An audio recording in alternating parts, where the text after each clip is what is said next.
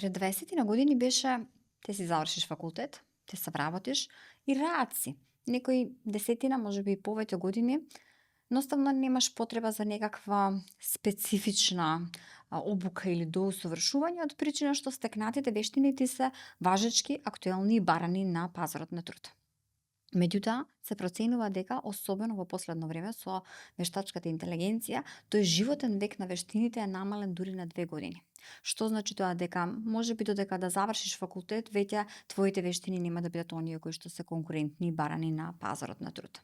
Од тие причини, во оваа епизода на Newbiz зборуваме со Петар Ниновски од Brainster за тоа колку е неопходно образовните институции, формални и неформални, брзо да се адаптираат на промените на пазарот и барањата од страна на компаниите со цел да им понудат на студентите курикулуми, програми за студирање и учење кои што се ажурирани, односно одговараат на она што се случува во реалниот сектор.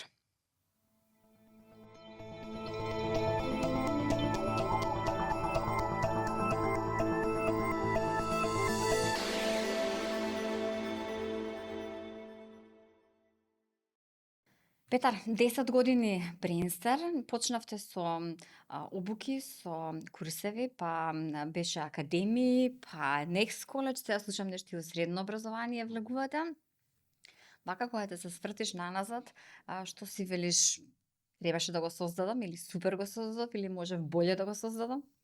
Па ја мислам дека ако се вратам наназад со ова знаење, не сум сигурен дека ќе направам подобри одлуки сега, бидејќи дел од одлуките не беа очигледни бизнис одлуки, туку беа некои интуитивни одлуки. Ако го знам ова што го знам сега, не сум сигурен дека ќе донесов неколку интуитивни одлуки што направија голема разлика во каде е сега Brainster, така да Ама стомакот ти кажувал тоа е тоа, оди натаму. Апсолутно. И затоа не сум сигурен дека баш имав напишано еден пост на оваа тема на LinkedIn.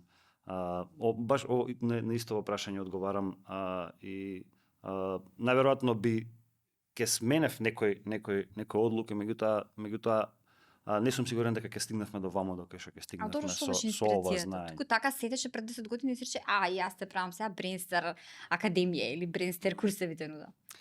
Ова прашање често ми го поставуваат студентите и за жал немам некој атрактивен, интересен одговор, практичен е одговорот. Кога размислувам на започнување на бизнис, сега имаме 3 бизниси, горе доле во таа насока се движеше размислувањето кога ги отворав бизнисите. Две компоненти земам предвид. Едната компонента е дали има потреба на пазар, дали информациите што ги имаме покажуваат дека овој бизнис или потребата во иднина ќе расте наместо да се намалува. Дали гледам нешто што другите не го гледаат, тоа би било идеално да гледам некоја информација што другите не може да предвидат дека тоа таква потреба би имало во иднина. И втората работа што според мене е исто така многу важна, можеби поважна, се прашувам сам себе дали ова би го правил во наредните 10, 20, 30 години, дали имам пасија за ова, дали можам да се будам и да легнувам со оваа приказна, со оваа помисла, дали можам да работам многу.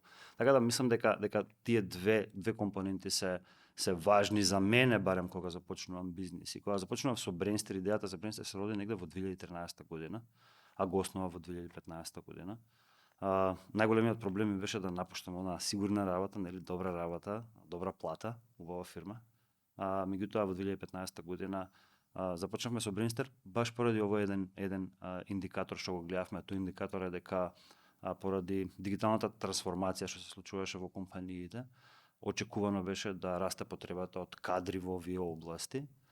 Очекувано беше да дури и постоеше тензија помеѓу supply and demand, односно тензија помеѓу понуда и побарувачка на кадри уште тогаш, меѓутоа очигледно беше дека таа потреба во иднина само ќе се зголемува. Од друга страна го земавме supply моментот, односно дали може образованието тогаш да создаде прво доволен број на кадри, квалитетен кадар како што треба и кадар со вештини кои се потребни на индустријата. Не одговорот на сите тие три прашања. Едноставно почнавме со Brainster во 2015 година. Со слично размислување тргнавме и кога го основавме Next, меѓутоа бидејќи многу добро функциониравме со Brainster 2021 година, логично беше дека времето поминато во Brainster е најисплатливото време, дека не треба да започнуваме нови иницијативи, нови бизниси. Тогаш и почнав да разговарам со неколку државни факултети со еден приватен факултет во 2021 година, дека концептот на брейнстер, на неформалното образование, може лесно да се преслика и треба да се преслика во формално образование. Неколку концепти како, например, не знам, учење преку работа на реални проекти, поврзување на компании со студенти, тим партнерство кој им помага на студентите да се вработат и ред други работи дека може лесно да се пресликаат во формално образование, среќа што не послуша тогаш факултетите. Мислам дека беше незгодно време, тоа беше времето на ковид, така да мислам дека беа растрчани факултетите да ги решат тие проблеми, претпоставувам тоа беше, меѓутоа така го започнавме и Brainster Next. Слично тоа се случи и со NU коледжот за средношколци, каде што емпириски можеше да се докаже и за сите претходни бизниси дека не знам, тоа што треба да го знаат во случајот со NU коледж, тоа што треба да го знаат средношколците на излез од тој процес на образование, односно од средното образование, вештини за успешна академска или професионална кариера, тоа што треба и тоа што го добиваат, имаше голем гап и логично беше дека треба некој сервис кој ќе биде као паралелно образование, да. И сега велиш да, бизнис одлука, прашуваш има ли побарувачка, има ли потреба, што недостасува, на сите прашања одговорот е не, меѓутоа сега ако се свртиш наназад, што те се кажеш дека биле детските болести, кои биле предизвиците, што е она што можеби не си очекувала, вака се случило? Майлстон, што би се рекло. Океј, да речеме првиот куп на непредвидени работи се случи буквално во 2015 година, кога го лансиравме Brainster. И таа грешка нема никогаш да ја повтораме. Грешка, ова е малце контраинтуитивно. Поминав доста време во размислување на концептот, доста време во пишување на тој бизнис план, доста време во поставување на хипотезите. И реалноста е сега што ги подучувам моите студенти, кога започнуваме бизнис кој е иновативен, кој не е типичен, кој не е стандарден, ако го одиш оној стандарден процес на поставување на бизнис план, нема да ги добиеш информациите што ти треба. Наместо тоа, идеално би било или подобро би било што помалку време поставиш поменеш во планирање и во поставување на хипотези, најбрзо што можеш да излезеш на пазар, затоа што таму реално ќе ги дознаеш првите информации за што треба да направиш за да добиеш оној продукт маркет фит се вика, нели она. Така да падни стани во реални услови. Во реални услови. Дај да видиме што е реалноста, бидејќи на оние прашања, нели истражувања сите правиме, меѓутоа дали би користел ваков бизнис или услуга, особено ако ги прашуваш блиските до тебе што те сакаат, што нека да кажат дека не им се бендисува идејата, најверојатно сите ќе речат да. Така да скокнеме, тоа им кажуваме на студентите, да пробаме да го прескокнеме тој дел на планирање, да влеземе најбрзо што може во екзекуција. А по патот од 2015 година на вака секоја фаза на развој бизнисот е потешки и се случуваат непредвидени работи и големи одлуки, меѓутоа тоа што го сватив 10 години подоцна дека всушност се сведува на многу мал број на одлуки што ги носи, што прават разлика.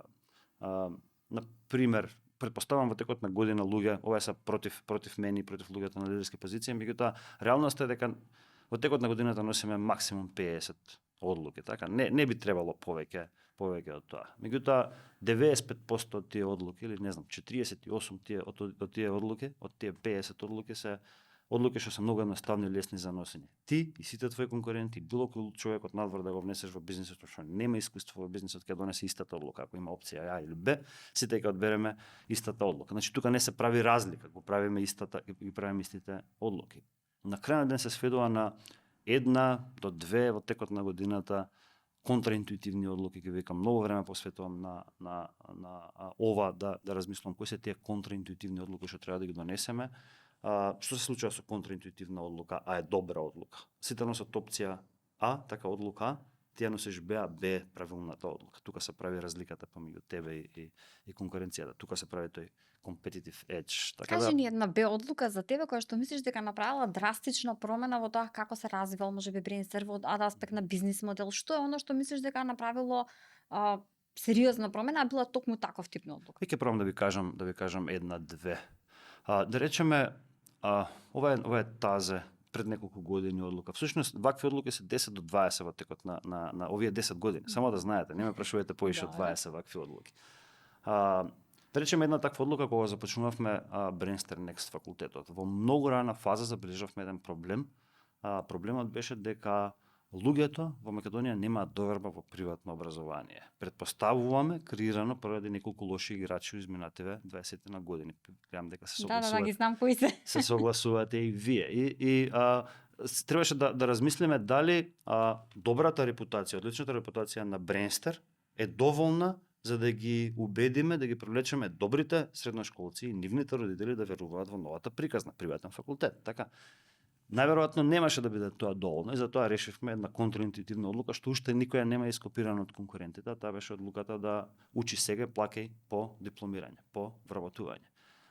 Што значи тоа? Тоа значи дека студентите може да студираат кај нас на факултет без да плаќаат и почнуваат да плаќаат од кога ќе се вработат. На тој начин ја зголемивме довербата и кај децата, кај средношколците и кај родителите на децата. И да речеме, ако идеме година за година, првата година имавме 300 или 400 апликации, мислам нема држате за збор, втората имавме 1200, третата година на упис имавме 2300 апликации. Се гледа дека се зголемува бројот на апликации, затоа што некако им даваме доверба на луѓето штом одлучуваме ние они да не плаќаат, да почнат да плаќаат од кога ќе се вработат, дека има нешто во оваа приказна. И неколку години подоцна, оваа година ни е првата генерација што дипломира. До сега 87% од студентите се вработени на неколку месеци од дипломирање, се уште не се дипломирани, тоест неколку месеци до дипломирање.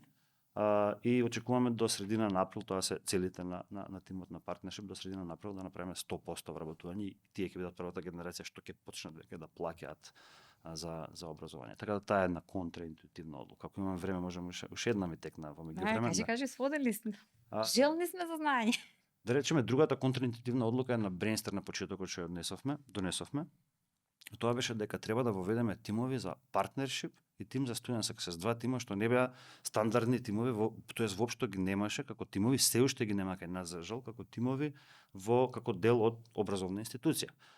Тимот на партнершип работи во два дела. Во едниот дел работи со компании за да им обезбеди од една страна на студентите вработување, а од друга страна на компаниите таленти. Од друга страна овој партнершип тим работи на делот на co-innovation го нарекуваме тоа, односно зимаме од компаниите проекти, нашиве студенти работат на проекти, компаниите добиваат решенија, нашиве студенти добиваат искуство од работа на проекти, портфолио полно со проекти.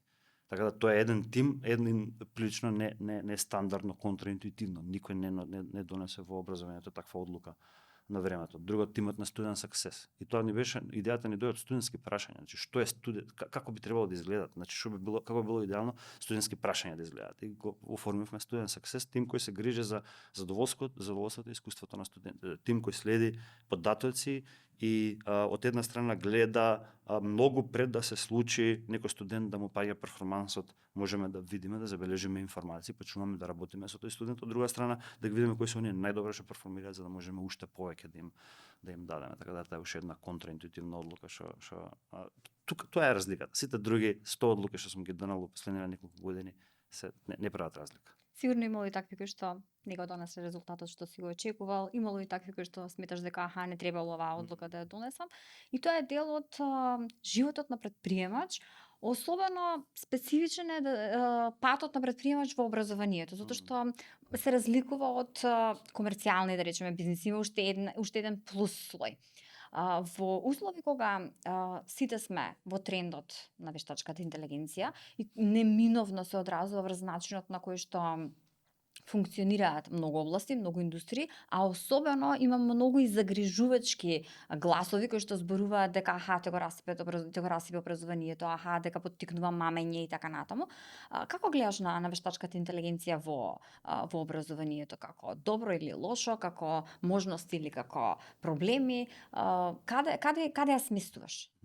Генерално има многу можности. Ајде да го разгледаме пред како не мора да е како образовна институција, него генерално. На ниво на држава ја гледам дека имаме огромна можност да почнеме да работиме во оваа област, огромна можност затоа што ако се вратиме наназад на претходниве вакви големи трансформации, технолошки трансформации кои се случувале, да речеме не мора многу назад пред 30 на години, 99-та, 2000-та година кога само што започнува интернетот, веб 2.0 имаме околу 2000 година. Имаме мобил и social media 2005, 2006, 2007 кога беше. Имаме 2010 навака до сега, до денеска дигитална трансформација, имаме клауд. Значи, сите тие биле некогаш сме биле ден еден, така? Сега сме ден еден со вештачката интелигенција. Во наредните 15-20 години тоа е тоа што ќе се случува. Сакале или некаде во таа насока ќе се движиме. Ако ние ги насочиме ресурсите како држава, ако донесеме стратешки одлуки да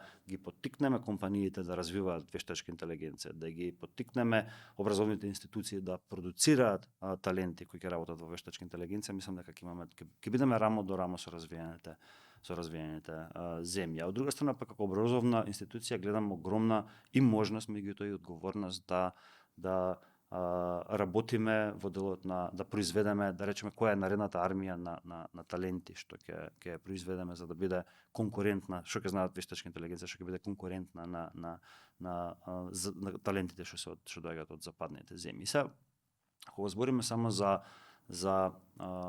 вештачка интелигенција во образовна институција, претпоставувам треба во неколку компоненти. Ние која правевме стратегијата пред 2 години за вештачка интелигенција, во 4 компоненти ја интегриравме AI. Првата компонента е користење на вештачка интелигенција за да се автоматизираат процеси, моментални процеси, значи оние најважните процеси со цел да ги автоматизираме тие процеси, со цел да се намали waste, односно да се намалат загубите во оние non-value added активности, се викаат, нели, активности кои не додаваат никаква вредност, со цел да може да се ослободи повеќе време да се фокусираме на тие работи што додаваат вредност, како на пример работа со студентите. Значи тоа е една употреба на AI. Втора употреба на AI е да бидеме сигурни дека сите тимови во организацијата ќе бидат AI native, односно ќе почнат да користат AI во секојдневната работа со цел да можеме да произведеме повеќе вредност за студентите.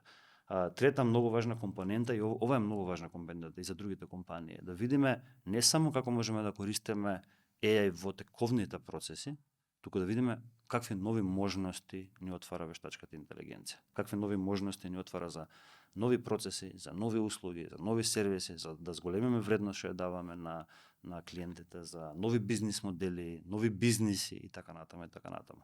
И четвртата работа како образовна институција да бидеме сигурни дека сите програми што ги нудиме ќе бидат програми, апдейтирани програми што ќе ги вклучуваат најновите технологии. Не зборам само за академиите и за факултетот и за Енју коледжот, има и програми кои, да речеме, ако збориме за маркетинг кој не е директно поврзано со AI, мора да имаме маркетинг и AI, да видиме како новите маркетери или дизајнери ќе можат да работат поради нова технологија што имаме, меѓутоа и да изградиме целосно нови програми што ќе бидат во делот на AI.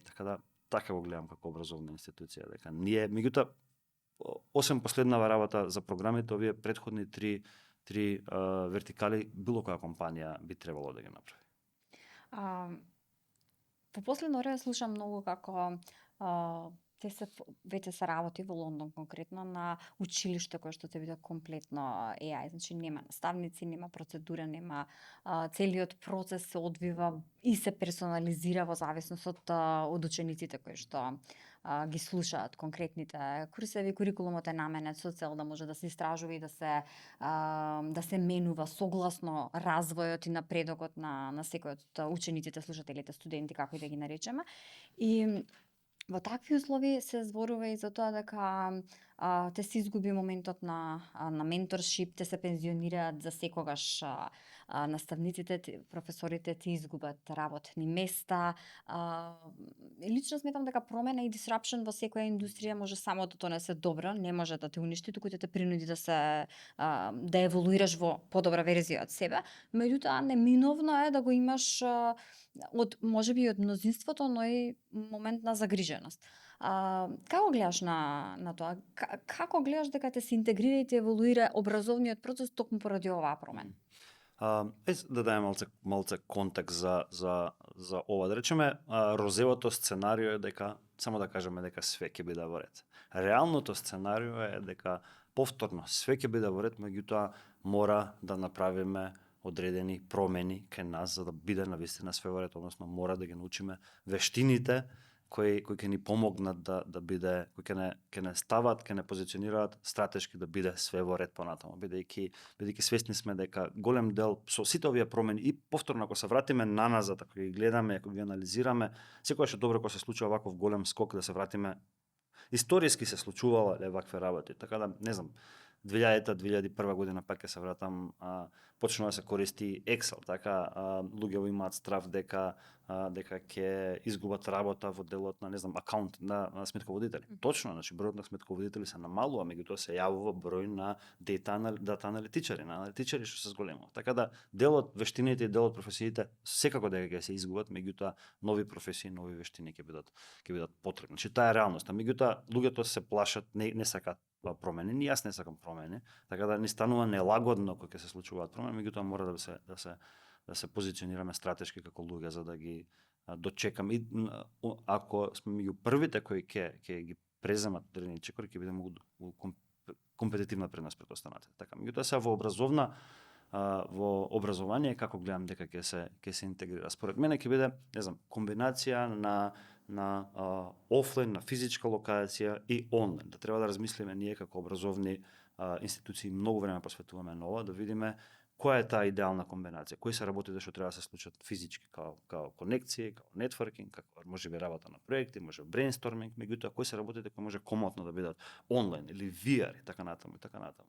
Потоа ќе биде комбинација помеѓу професор и вештачка интелигенција. На почетокот, наредниве години, наредниве десетина години, најверојатно ќе биде професор со користење на алат, професорот да користи алатки за вештачка интелигенција за да може да даде уште поголема предност на студентите, да користи алатка, не знам, за транскрипција, за преведување на домашни, за правење на тестови, за правење на презентации и така натаму и така натаму. Сигурно ќе се случи, ќе дојде период каде што нема да биде човек професор кој користи вештачка интелигенција, него ќе биде професор и вештачка интелигенција, каде што дел од работите веќе ќе може вештачката интелигенција да ги дава на студентите, а дел секако ќе остане кај професорот. Исто така гледам голема најважното што треба како образовна институција според мене да осигураме дека и најголемите промени што би се случиле во вештачка интелигенција, кои вештини треба да ги знаат луѓето, да бидеме паметни и агилни тука како образовни институции, да бидеме сигурни дека вештините кои ги зачуваат нашите студенти се потребни сега и ќе бидат потребни во наредните години.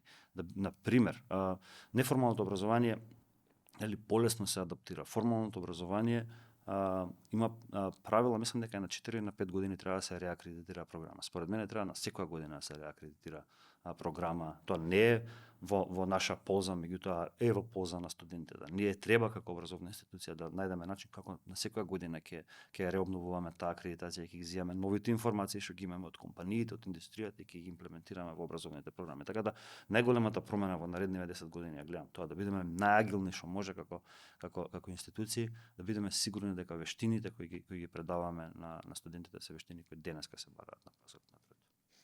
Имаш пристап до голем број на студенти, до фидбекот, до истражувањата кои што не само од аспект на задоволството за она што го добиваат како вредност од Brainstart, туку и генерално за нивните планови, очекувања, кариерен пат и така натаму. И сега, да, тоа е многу мал примерок и прилично избран примерок, меѓутоа вие работите и со куп други луѓе кои што се пријавуваат и кои што можеби не завршуваат вашите програми, ги имат информациите и од таму. Каква е твојата генерална слика? Дека има ли желба за учење? Има ли желба за надоградување? Има ли страст, ентузијазам, потреба да успееш, потреба да направиш нешто плюс? Или сме во на апатија, чекај сега да завршам нешто, да се вработам, да ми заврши тука процесот на учење, да ми стигнува плата и рацу? Не би се согласил дека нема желба за учење. Напротив, мислам дека има желба за учење кај луѓето, особено и ние можеме да придонесеме да зголемиме таа желба за учење. Има методологии кои ние ги викаме наџинг техники, односно техники да ги со користење на бехевиорална психологија да ги подбутнеш, да ги мотивираш студентите да направат работи што се добри за нив, повеќе се посветат на учење, повеќе се посветат на работа. Од друга страна, и методологијата на работење со студентите мора да се промени со цел да ги поттикнеме повеќе да работат повеќе, да учат. Ако сте слушнале за Bloom таксономи, сега конечно сме во позиција кај што можеме да користиме обрат на Bloom таксоним, односно да почнеме со работа на некаков проект пред да ја разбереме теоријата и подоцна да се пуштаме надвор, да почнеме да го разбереме концептот, да го разделиме на концепт, на помали на концепт, да ја разбереме во срж теоријата од кога ќе почнеме нешто да градиме со помош на вештачка интелигенција. Тоа е пристап кој студенти да го сакаат. Дај да пробаме да видиме дали можеме да направиме програми во таква насока. Дефинитивно можеме. Така да не се грижам многу за тоа дали луѓето сакаат да учат или не. Искуството нас не кажува дека луѓето сакаат да учат. Една работа мене повеќе ме загрижува и пробуваме тоа да го мотивираме кај луѓето и кај младите. Нема многу млади во моментот кои сакаат да започнуваат бизнис. Според мене барем 10-20% од луѓето што доаѓаат кај нас на програма очекуваме, се уште не сме таму, меѓутоа очекуваме да кога завршат факултет да не бараат вработување или кога завршат академија да не бараат вработување, него за време на академија или за време на факултет кога започнат сопствен бизнис. И сега правиме една експериментална програма која инвестираме и многу време, и многу пари, и многу ресурси, најдобрите луѓе работат на оваа програма, ќе биде првата практична AI програма, каде што ќе трае 6 месеци, меѓутоа четвртиот месец се разделува на две траки. Едната трака е луѓе кои ќе се обучат со практични вештини, вештачка интелигенција да можат да станат AI имплементатори, AI програмери, AI консултанти и да влезат во компанија, меѓутоа другата трака и тука мотивираме студентите е AI предприемачи.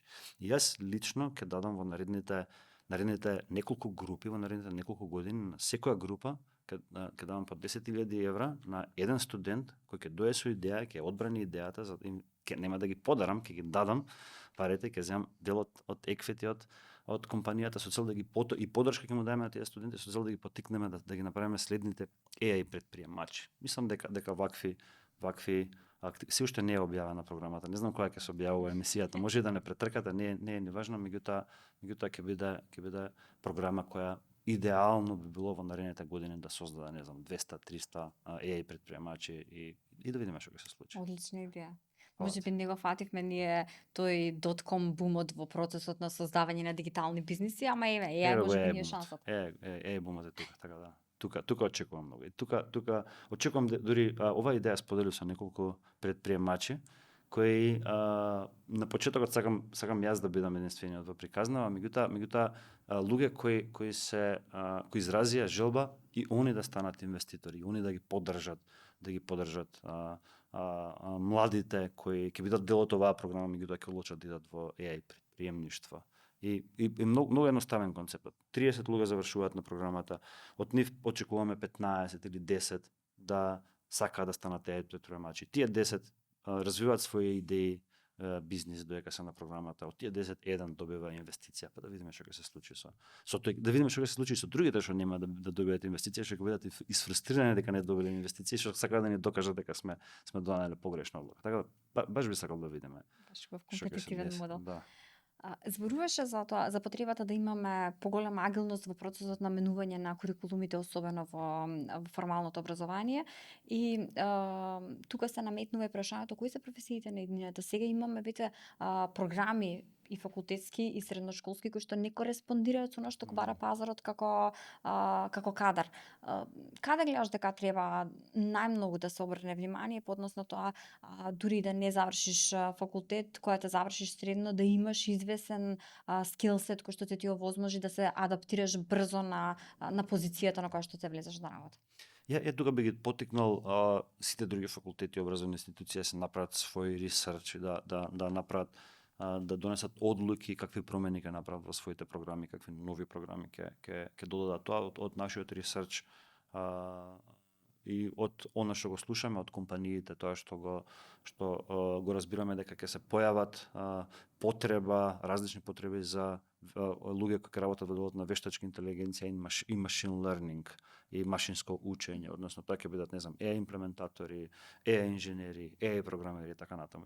Дополнително ќе се зголеми потребата од оние креативни индустрии, сега ќе ви кажам зошто, на пример како маркетинг, дизајн, UX, затоа што веќе за разлика од претходните 15 години, технологијата не е компетитивна предност. Многу лесно може да се направи сега технологијата со користење на AI, така?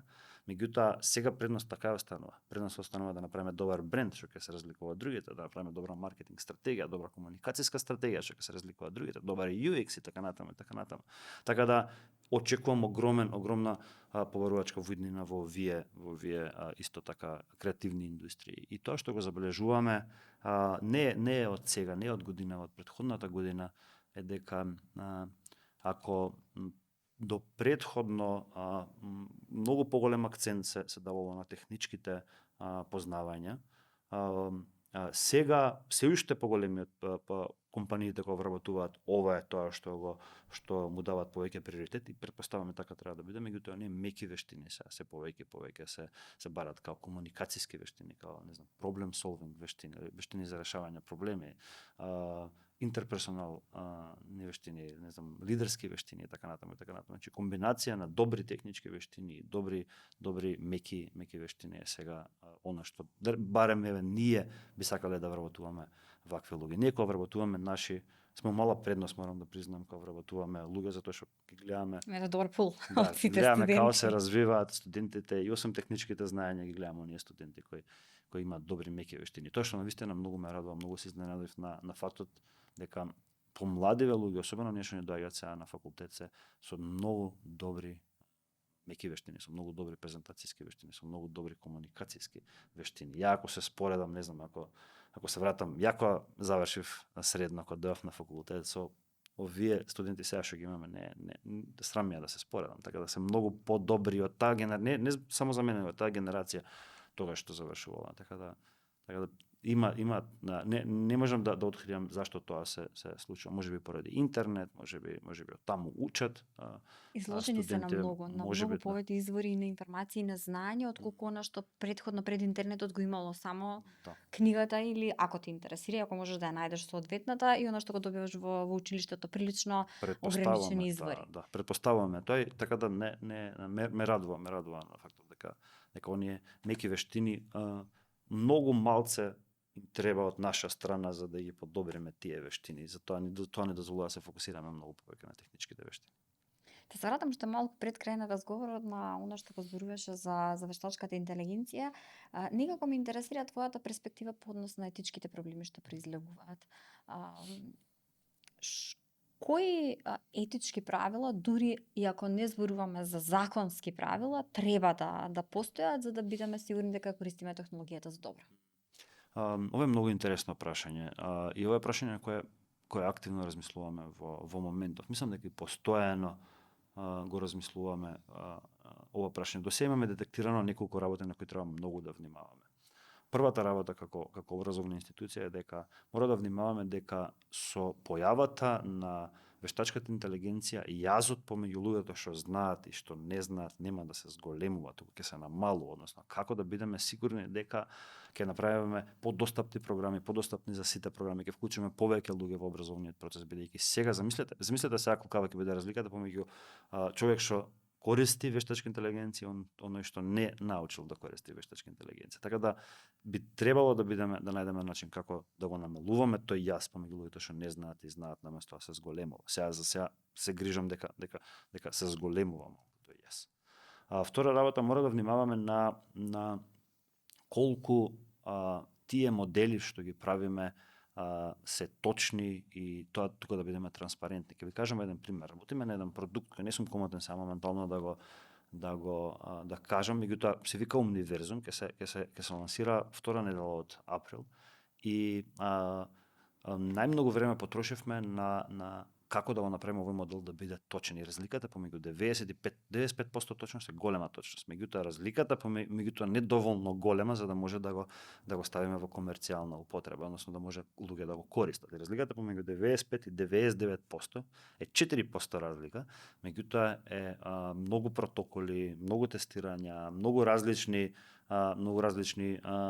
работи, многу технологија имплементирана за да можеме, значи од 0 до 95 е многу едноставно, од 95 до 99 или 99 заприка нешто е многу тешко, така да не застануваат компаниите на 95, да отидеме до малку подобро. Така да направивме еден многу добар research труд на оваа тема, така да кога ќе го извадиме, текстот може да го линкуваме, за да може другите да го прочитат. Меѓутоа баш ја прикажува разликата помеѓу 95 и 99,3%. Трета работа, претпоставуваме оние заштита на лични податоци, транспарентност и така натаму. Треба многу да внимаваме во тој дел. Од каде користиме извори, како ги користиме информациите, интелектуална собственост, како ги користиме информациите на луѓето и така натаму. И четврта, пак ќе се вратам на она што го кажав веќе, како образовна институција, според мене не етички е да едуцираш луѓе вештини кои се веќе застарени. Не, апсолутно не етички. Потрошат време, трошат години, трошат пари луѓето. Значи замислете да поминат 4 години и да се стекнат со вештини кои сега се неупотребливи на пазарот. Така да четвртата компонента која е дополнително изразена од AI, затоа што вештините побрзо, оној shelf life на вештини побрзо се троши, се е помал во моментов, треба да внимаваме да даваме програми кои моментално се барани на пазарот на труд. За крај на разговорот, лично, ако сега, кога би почнувал сега, кога би го немал зад себе 10 години Brainster и би го имал овој контекст и на пазар и на технологија, што е оно што би го почнал како бизнис еве? Дај му на некоја идеја.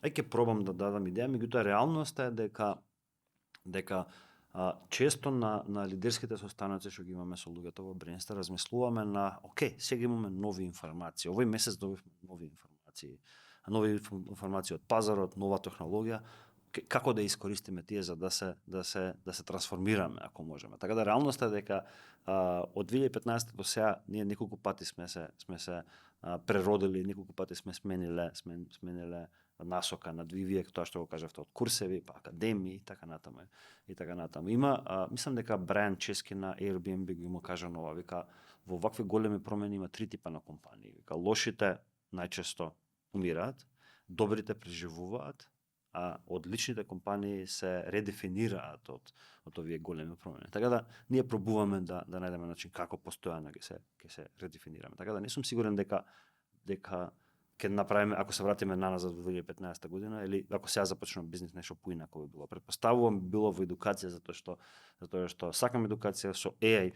користиме во моментов AI, така да претпоставувам истото би го правил. Затоа што имам шанса повторно да почнем сега, најверојатно истото би го. Значи кој не слуша, нека станува конкуренција на Brainster. Нека станува конкуренција на Brainster, апсолутно. Од друга страна дај да видиме да генерираме неколку идеи, да пробаме сега да импровизираме неколку идеи. Например, според мене сите оние SaaS бизниси во последниве 15 на години што се појавиле, претпоставувам ќе добијат наследници кои ќе бидат во делот на вештачка интелигенција. Така. Сите оние традиционални бизниси, например, не знам да земеме некој наш македонски традиционален бизнис, да речеме Пазар 3. Пазар 3, оно што ќе го направи Пазар 3 на AI, најверојатно ќе го замени Пазар 3. Така да можеме да земеме такви едноставни концепти кои можеме да им дадеме AI компонента и да функционира подобро. Например, да речеме добив една идеја во меѓувреме, например за пазар или да направиме за недвижнини купување. Можеме да му даеме слика на вештачката на моделот, каков сакам поглед да имам и онда успее да искрола на интернет такви локации што се на продажба и да ми ги даде слични локации со сличен поглед. Можам да си обележам дополнително во која област сакам, па да ми ги даде во таа област, така да некој ако го направи тоа, сигурен сум дека ќе функционира. Неограничени се бројот на идеи кои можеме да ги развиеме сега во моментов. Би ги потекнал луѓето за разлика од Brainster, што Brainster е прилично е за наш пазар да размислуваат малце пошироко да размислуваат. Затоа што имаше еден предприемач, имав еден споделено пост на интернет, еден добар од Хејрич се луѓето ми имаше искоментирано као good job што имаш направено за 10 години, он има за 3 години направено, ја тоа што го имам за 10 години, и во revenue, и во све. Меѓутоа он е интернационален, јас сум локален бизнис. Така да би ги потекнал луѓето во таа насока да се отворат кон светот. И ја би инвестирал во бизниси или ова што ја зборувавме програмата за AI, бизнисите во кои ја ќе инвестирам мора да бидат интернационални. Не сакам да инвестирам во бизниси како Brainster што се локални бизниси. Ти благодарам што беше дел од Нјубис. Ти благодарам.